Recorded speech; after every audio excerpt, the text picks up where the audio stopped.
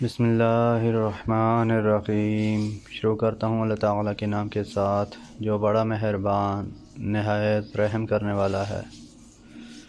حضرت ابو ہریرہ رضی اللہ عنہ روایت کرتے ہیں کہ ایک دن نبی کریم صلی اللہ علیہ وآلہ وسلم لوگوں میں تشریف فرما تھے کہ آپ کے پاس ایک شخص آیا اور پوچھنے لگا کہ ایمان کس سے کہتے ہیں؟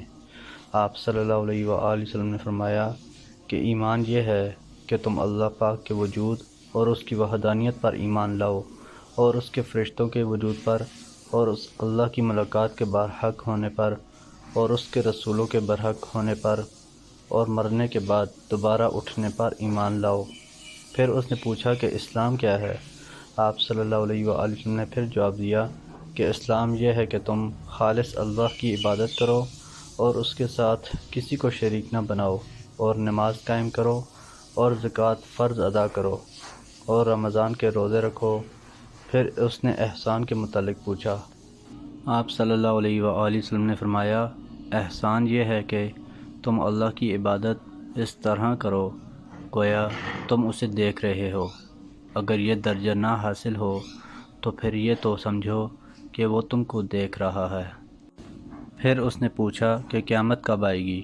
آپ صلی اللہ علیہ وآلہ وسلم نے فرمایا کہ اس کے بارے میں جواب دینے والا پوچھنے والے سے کچھ زیادہ نہیں جانتا، البتہ میں تمہیں اس کی نشانیاں بتلا سکتا ہوں۔ وہ یہ ہیں کہ جب لونڈی اپنے آقا کو جنے گی، اور جب سیاہ اونٹوں کے چرانے والے دیہاتی لوگ ترقی کرتے کرتے مکانات کی تعمیر میں ایک دوسرے سے بازی لے جانے کی کوشش کریں گے۔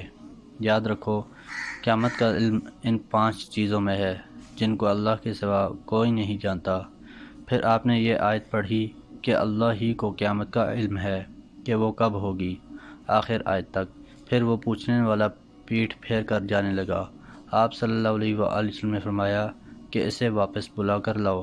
لوگ دوڑ پڑے مگر وہ کہیں نظر نہیں آیا۔ آپ صلی اللہ علیہ وآلہ وسلم نے فرمایا کہ وہ جبرائیل تھے جو لوگوں کو ان کا دین سکھانے آئے تھے۔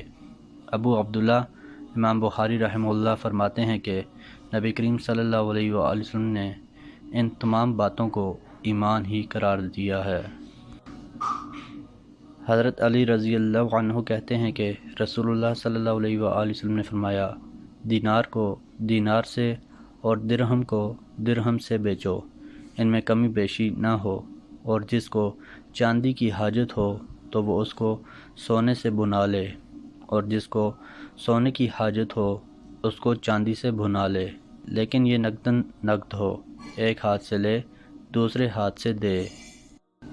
مالک بن اوس بن حدثان کہتے ہیں کہ میں یہ کہتے ہوئے آیا کہ کون درہم کی بیع سلف کرتا ہے؟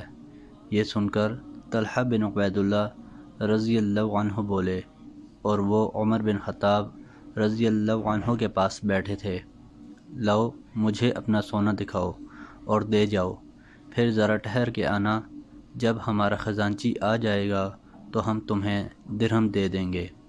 اس پر عمر رضی اللہ عنہ نے کہا، ہرگز نہیں، اللہ کی قسم، یا تو اس کی چاندی دے دو یا اس کا سونا اسے لوٹا دو، اس لیے کہ رسول اللہ صلی اللہ علیہ وآلہ وسلم نے فرمایا ہے، چاندی کو سونے سے بیچنا سود ہے مگر جب نقداً نقد ہو۔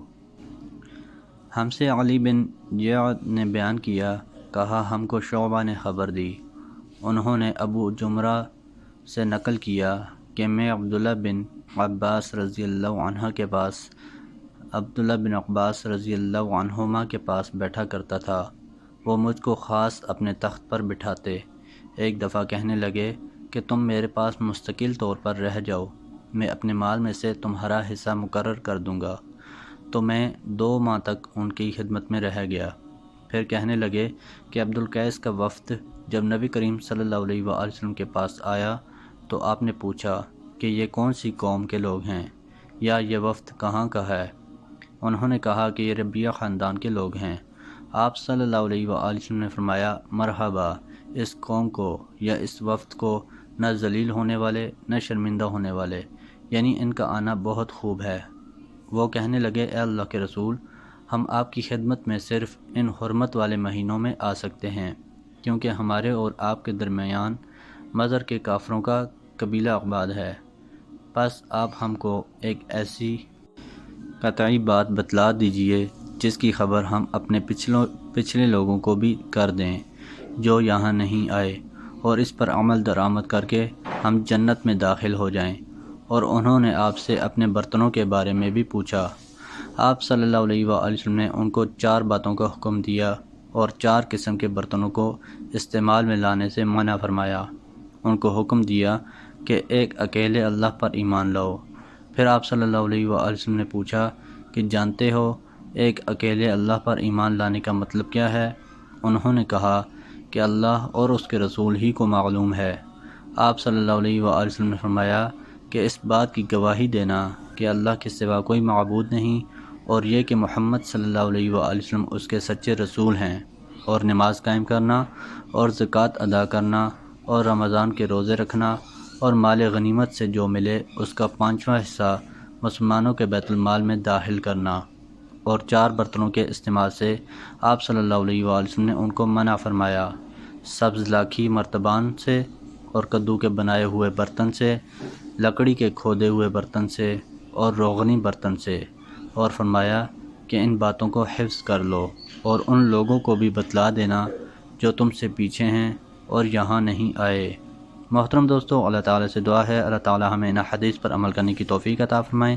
اللہ تعالیٰ ہمیں دونوں جہانوں میں کامیابیاں عطا فرمائیں، آمین یا رب العالمین۔ ویڈیو کو ثواب کی نیت سے زیادہ شیئر کریں۔ جزاکم اللہ خیرا کثیرا، والسلام علیکم ورحمۃ اللہ وبرکاتہ۔